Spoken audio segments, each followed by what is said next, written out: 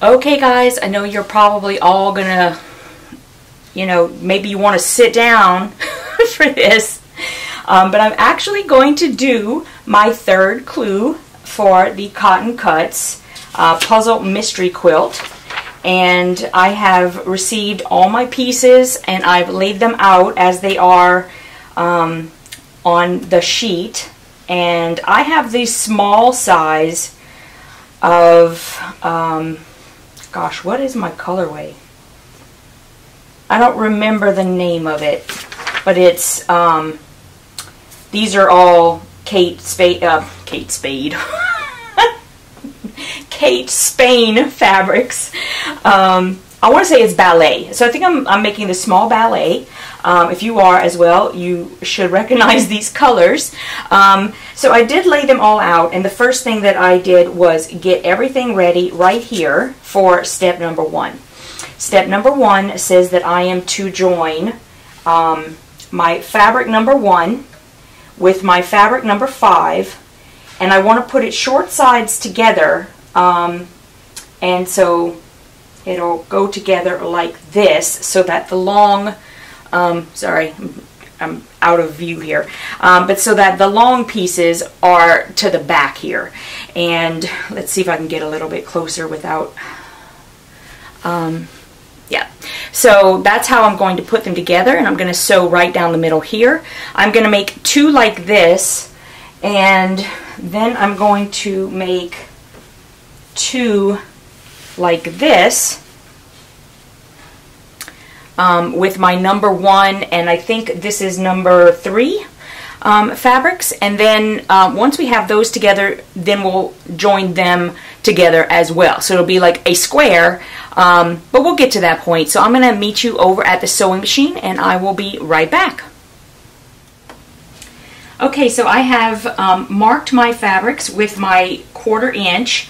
And these specifically say that they need to be joined together using a scant 1/4 inch. So for me, what I do is I will take the 1/4 inch line on my ruler, which is right here. So dotted line that's marked 1/4 inch, usually, yeah, right here on your ruler.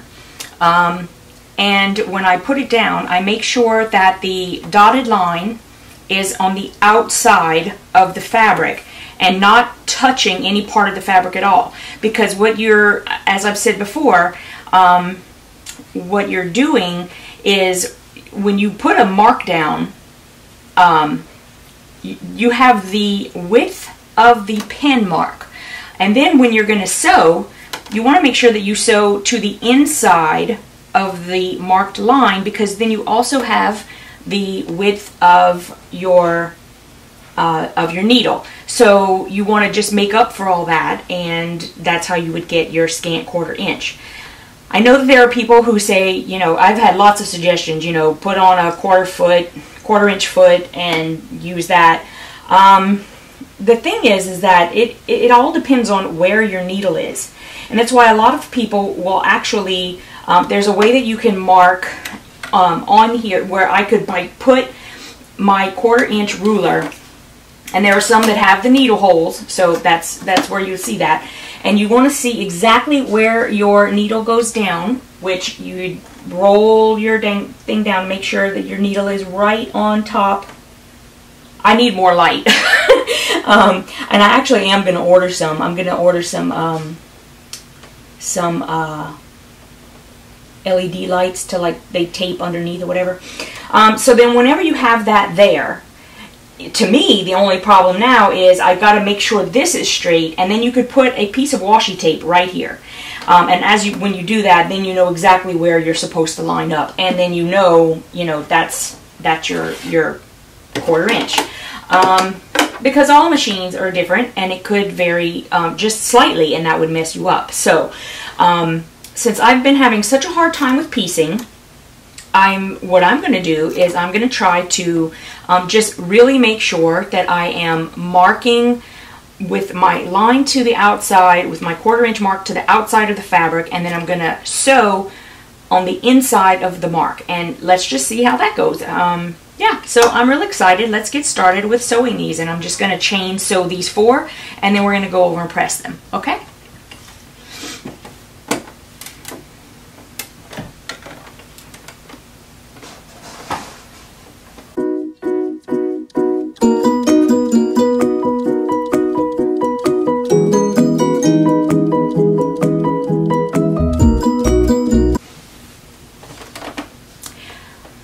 Okay, so here are the 4 pieces that I have sewn up, and I'm going to take them over to the ironing board and press them open, and then we'll check out what the next step is. We'll be right back. Okay, so I decided I would bring you over to my well-used ironing board and just show you pressing on this one batch here. And what I will do is, you want to make sure that you press your seams. This just sets your seam, because what you're doing when you're sewing across is you're punching little holes in your fabric. And when you set the seam this way, which is to say you iron it before you're going to press it open, when you do that, you're closing up that hole, or all the holes that you've punctured into the fabric. So you just want to do that real quick. And then what I'm going to do is I'm going to press them all the same way. I'm going to press them all to the darker fabric, because then we'll be able to join them a little bit better. You'll be able to nest your seams, and I'll show you how to do that. So what I usually do is I will hold it, whichever side you want to press the fabric to, you want to put on top, which means, if at all possible, your darker fabric should be on top, and in other words, like facing you and not down below, okay? So then I will just take the top one and fold it over, and I just sort of finger press. I don't pull it or anything like that. It's just to make it lay a little flat, so that when I bring my iron over, it's ready to go. And then I just, you know, don't pull it, don't make it pull, just, you guys know how to press. And then I can flip it over and maybe give it a little press on the back. I like pressing from the back whenever possible, because then I don't have to worry about scorching.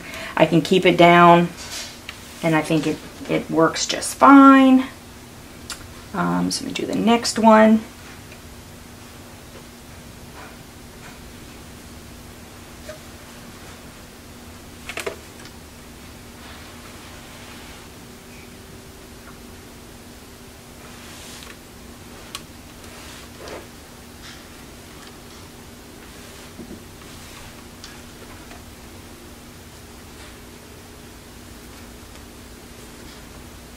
I sewed this one on a little crooked. I'm just going to leave it.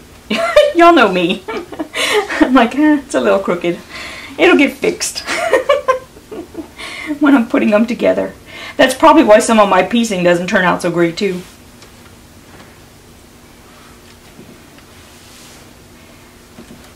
As a lot of you were typing down below on some of my videos, finished is better than perfect. I have to agree with that. I don't have a lot of time. If something looks truly terrible, I will, you know, take the seam out and redo it. But to me, it wasn't off that much. Not gonna worry. Okay, so now I have all of those pressed, and what we're going to be doing is attaching them to each other, like so. And okay, so I'm going to take this over, and as you can see, since we pressed, am I even showing you anything? How about this one? This one's better. Since I pressed toward the darker fabrics, you'll see that it's one seam is going this way and one seam is going that way. So when we flip them over, they're going to nest. and it forms this nice little line, so you know that if this line is all matched up together, then your seam here is going to be perfect, which is why we try to press our seams so that they are nesting. So I'm going to take these over, and I'm just going to mark my 1/4 inch line, and I'll meet you over at the sewing machine. Okay, so I'm back. I have marked my 1/4 inch line like I did before with the scant blah blah blah blah blah. Okay. So now I'm just going to sew these two, and then we'll go over and press.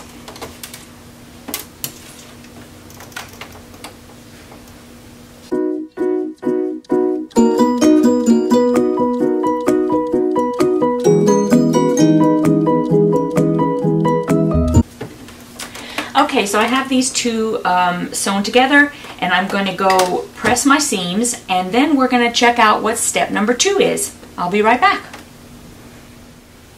Okay, so now I'm back, and I came over to my cutting mat, where I can lay out the pieces. So these are the 2 squares that we just made, and I've been instructed, according to the directions, that my number 5 fabric should be to the top, like this. And then I'm going to take these 2 rectangles in my number 1 color, and I'm going to attach them to the right side of both of these squares. So now I'm just going to flip these over, and what I'm going to do is I'm going to probably flip it over and mark my seam on the back side of the larger one. The reason why I'm going to do that is because with this fabric, the new rectangle being on the bottom, it has no seams in it yet. So I know that it can run along the feed dogs on the bottom without catching on anything. Whereas this side, if I were running this through with the rectangle on top, this seam would probably be fine, but I would really be worried about, well, hold on. Actually, they're facing in the right direction, so I probably could just do it this way. Because sometimes if you have them where the seams are going the opposite direction, it can get caught. Oh, actually, this is the one that would get caught, the top one. Because it's up this way, if it gets caught and then it gets pulled down. Am I making sense? So sometimes I do think about that. But with it being on the top like that and a simple stitch, it's probably fine, and it probably won't get caught up in any way. But those are the types of things I think about whenever I'm adding more pieces. So I'm going to go ahead and mark these up, and I will be back at the sewing machine in just a moment. Okay, so I'm back with my 2 pieces that I have marked my 1/4 inch line on, and I'm going to start sewing them together now.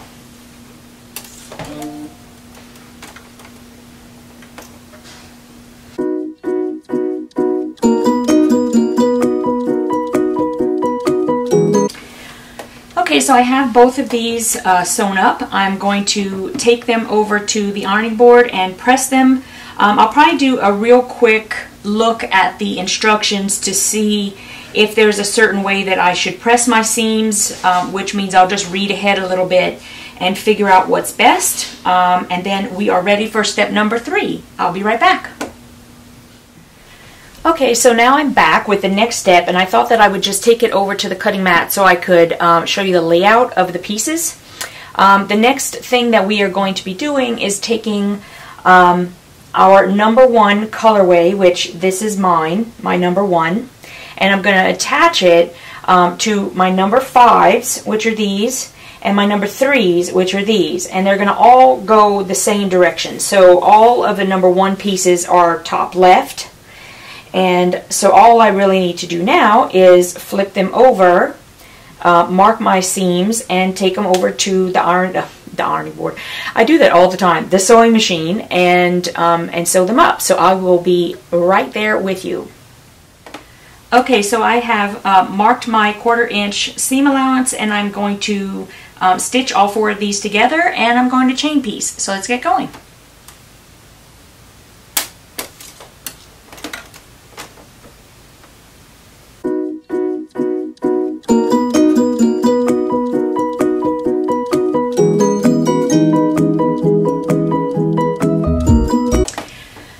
Okay, so I have stitched them all up. I'm going to go over to the ironing board and press them out, and we'll get to the next step. I'll be right back. Okay guys, I thought I would bring you back to the cutting mat because they have, I just feel this is a better place for me to demonstrate how I'm putting the blocks together. So as you know, we just made 2 blocks like this and 2 blocks like this. And the way that they want us to join them is like this. So we'll have number 1 fabric, number 5 fabric, number 1 fabric, number 3 fabric. We're going to put them together like this. We will fold them together and then stitch along this seam. So I will mark that seam, and I will be right back with you at the sewing machine.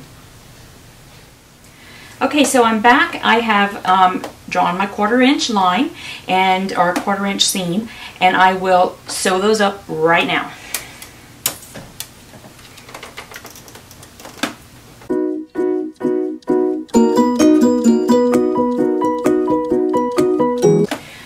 Okay, so I have my 2 pieces stitched up. I'm going to go and press them, and we'll add the next piece. I'll be right back. Okay, so I have pressed these pieces, and then what we were asked to do is attach it to our first piece. So we had the 4 square, and then it's a square, the 4 triangles and a square, and then we added the rectangle piece, and now we're adding these 2 pieces. So I've gone ahead and marked my seam allowance, and I'm going to stitch those up right now.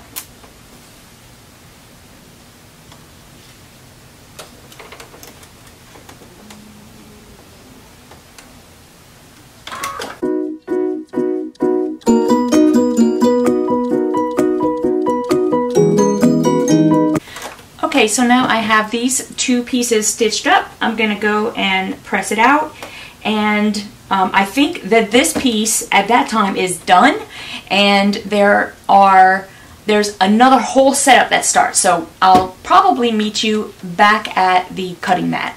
I'll be right back. Okay guys, we're in the home stretch.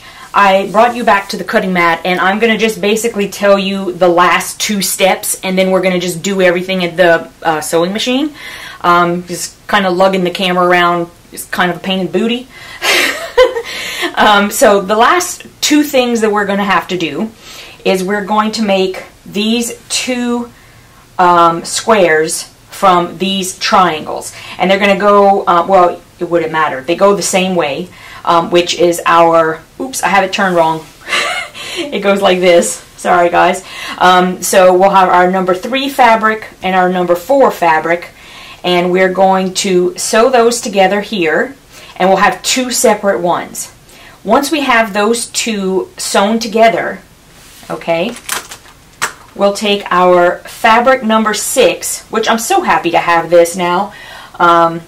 It's so pretty. Once you've been doing so much with all of this and all the same one, and then all of a sudden, boom, look how cute. So then these 2 rectangles will go to the left side of the squares, like so.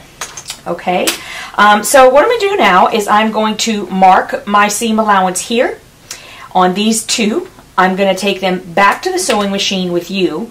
I will press them, and then I will mark this seam right here on those 2, and then press them, and then we'll be all done for this month. So I will be right back at the sewing machine.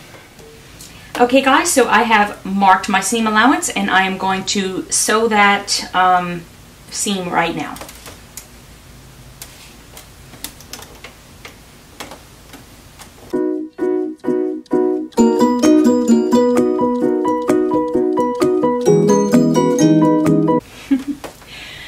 Okay, so I have these 2 sewn up. I'm going to take them over to the ironing board. I'm going to press them out, and then I'm going to mark the seam on that last piece of stitching we have to do, and I will be right back. Okay, so I am back. I have marked my seam, and I have like a little pull in my fabric, but I don't think you can't really see it on the other side, so I'm not gonna like freak out about it. But I was just sitting here looking at it going, oh my goodness, I got a little pull. Anyways, I'm ready to sew, so let's do it. We're almost done.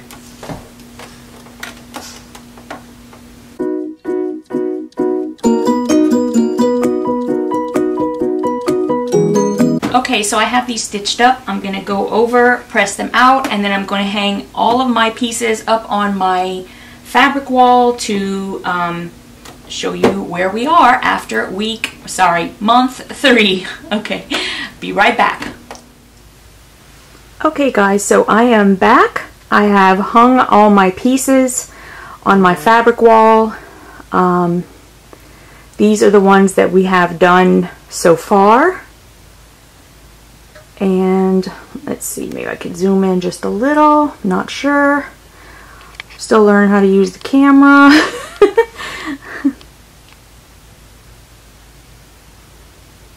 Those were the first 2. These were the second 2, which I messed up. You guys don't have to tell me anymore, I get it.